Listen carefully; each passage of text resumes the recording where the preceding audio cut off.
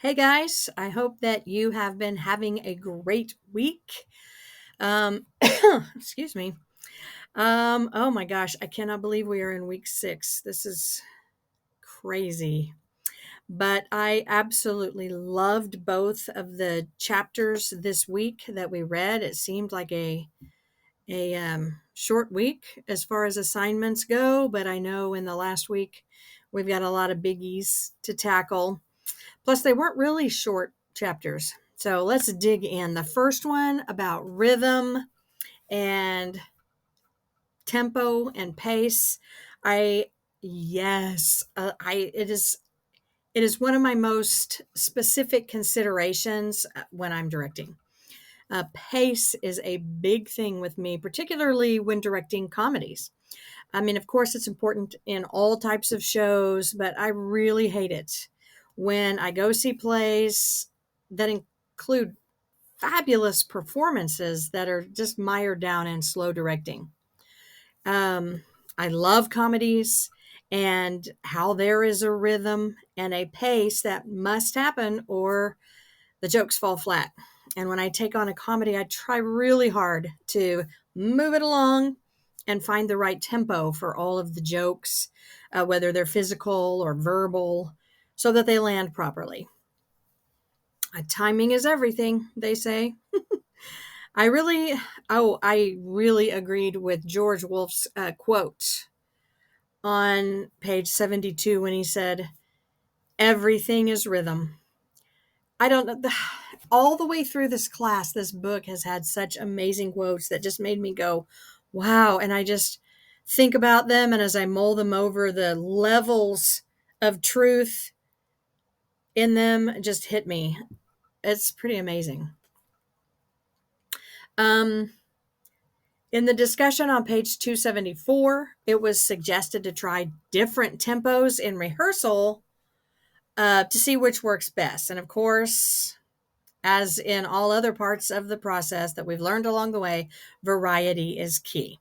So you find which tempo works for which moment. I also use speed throughs when I want to make sure, number one, that their lines are solid, but as well as when I need to have them pick up the tempo. I really liked how the chapter made the distinction between tempo and pace. Pace is the shifts in the tempo. I imagine others, like me, have incorrectly used the term pace um, when meaning tempo. Pick up the pace. The pauses, speed ups, slow downs, silences, etc., all create variations in the pacing of the show. And the uses of all of those things are required for an entertaining piece that doesn't lose the audience. Um, I also loved the quote, the bit of advice. Actually, it was not a quote, one of the quotes added, but part of what our authors had to say when they said, seek your play's rhythm, inherent rhythm before rehearsals begin and continue the searching process during rehearsals. I absolutely love that. I also love the suggestions to try walking rhythmically in the space. That was cool. Even they said even up and down the aisles, so that you can experiment with the different pacing. And then the Laurence Olivier quote at the end. First of all, I love it. And it also just made me think about my students and when we've discussed certain people and certain time periods and so forth. And even in the musical theater unit, we talk about actors who won awards in London. They won the Olivier Award, and without fail, every single kid who does a report on somebody famous who won an award in London, they say the Oliver Award. And they say Lawrence Oliver. They have no idea who he was or that they crushed my heart. Oh, my goodness. All right, moving on to chapter 20. where we're back to working with actors, part 3, problem solving. Oh man, it just would not be the Catron book if the last chapter didn't start with a quote that stopped me in my tracks and caused me to scream out, "Yes!" Liv Ullman, go girl. I have been directing for many years now, but my training is in acting. And I have experienced all manner of director over the years. I think the things that she listed as qualities that she missed in a good director is precisely why I strive to be what I have called an actor's director. I try my very best to utilize the talent within the actors I work with in my productions. And working with school students, that means I must train them to understand their talents and how to use them. And then they have a vested interest in the role as well as the production as a whole. And as an actress, when I go into a process and the director's like, just do whatever feels good organically. I mean, maybe for one rehearsal where we're exploring, or different rehearsals where we're exploring different moments, but for the whole process, I'm like, I would love to know what your vision is and where and let me do my thing. So her quote super spoke to me. I love the idea of director as problem solver. It is so true. You just finish solving one problem and another one pops up. Um, I typically walk into the rehearsal process and I'm hit with 47 questions, bare minimum, from this area and that area, and then just actors about their roles, etc., before we can even get started on the rehearsal process, especially in the school setting. Right now, I'm directing The Trojan Women, and it comes with a lot of vocal and physical challenges for especially young actors, in order for them to be in the correct acting style. So just as I help one actor work through a repeated gesture that's also too modern, then a vocal pattern arises in a different actor, and I've got to break that pattern. In one of the correction suggestions of a list of the listed actor problem, when they listed all of the problems, it mentioned the need to face the fact that the problem might start with me. Oh boy, that is true. I have been there. I read the script ahead of time at least twice, if not 3 times. And I do as much research as time allows, but sometimes an actor may still know more about the subject matter than I do.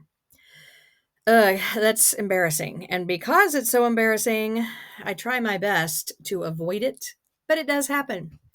And in one way it's good, though. It's good that the actor has some knowledge about the subject of the story or the scene that they're attempting to portray. That's good. I love the idea on page 282 of numbering the steps of an actor's action. That really does, just seeing it on the page in the book, I really could imagine how it helps to visualize all the steps involved, even though it seems elementary. But sometimes you have to go back to the drawing board. And then that just listing it out and numbering it really shows the step by step, the steps actually, that you have to do to complete any given action in the show. A massive standout to me in that chapter is how they listed so many of the main ways that actors have trouble in portraying their characters. Not only does it list them, but it described the symptoms of it, so it can help you see it as it's occurring. It identified the possible causes of it. So you could also be paying attention to that when you see those things going on. Uh-oh, that may cause that. And then it gave solutions to every single one of them. Oh man. Um, you know, dealing with getting there early and oh gosh, having an over rehearsed production. I love the suggestions for helping with that.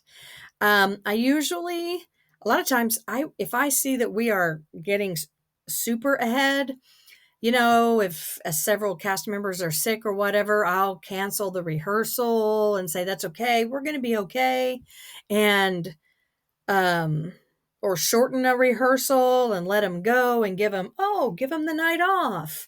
If it happens to be a game that night, that's pretty cool. But I will do it if I feel that we're going to come in too early. I really try to plan my rehearsal schedule really tightly so that we shouldn't ever have that happen. But things happen.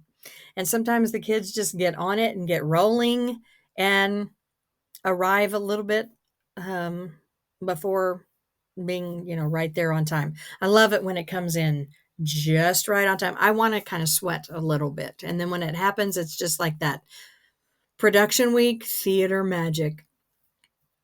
And man, did this book, I feel like we have to talk about it once again since it's the last chapter of this book, which I have enjoyed so much and learned from, even though I have been directing shows in and out of school for a good number of years now. It did not fail in the quote department. And of course, it ended with a quote from Harold Clurman, one of the, original group theater guys. And boy, did I need that last quote. And when it was talking about all of the actor problems in the rehearsal process, and then his quote was how a student asked him, what's the worst thing that can happen? And he talks about, when I do this and this and this and this, I devote everything to a production and the magic doesn't happen, it fails. And the student said, well, then what do you do? And his answer, I forgive myself. Nice. That is something that I need. I feel like a lot of times actors and therefore also directors can be I think a lot of artists are perfectionists. And so as a director, we wear all the hats. And so kind of the buck stops with us when something doesn't work. And that's really hard to get over. So I love how the whole book ended with that quote. And he just said, I forgive myself, and it's just like, okay, we'll put that one to bed and move on to the next project. Well, I guess I will see you guys next week with our last chapters in the other book. And gosh, I hope you all have had as great a time as I have had in this class. I will look forward to seeing this week's videos as well as next week for the final chapters. Hope you guys have a great week and see you next week.